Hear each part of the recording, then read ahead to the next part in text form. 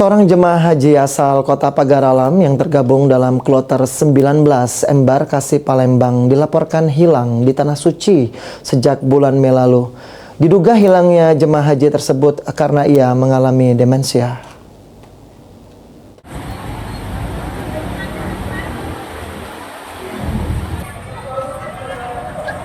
Seorang jemaah haji asal kota Pagar Alam bernama Nurimah Mentajim berusia 80 tahun tergabung dalam kloter 19 embarkasi Palembang dilaporkan telah hilang sejak 28 Mei lalu di Tanah Suci.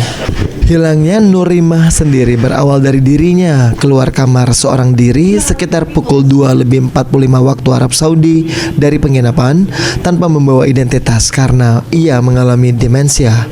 Selain itu, upaya pencarian dilakukan oleh tim Haji Indonesia ke rumah sakit, hotel, hingga klinik kesehatan Haji Indonesia, serta juga melaporkan ke pihak kepolisian Arab Saudi, namun hingga kini Nurimah belum juga ditemukan.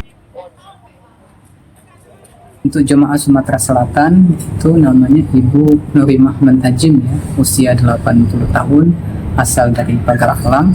Itu memang terpisah dengan rombongannya itu pada tanggal 28 Mei yang lalu gitu kan, sekitar jam 2 lebih ya, jam 2:45 dini hari.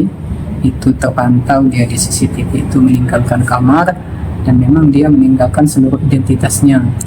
Identitasnya tertinggal di kamar dan memang sudah dilakukan pencarian, sudah diupayakan pada bidang perlindungan jamaah PPIH Arab Saudi, dengan ini juga sudah dilaporkan ke kepolisian Arab Saudi.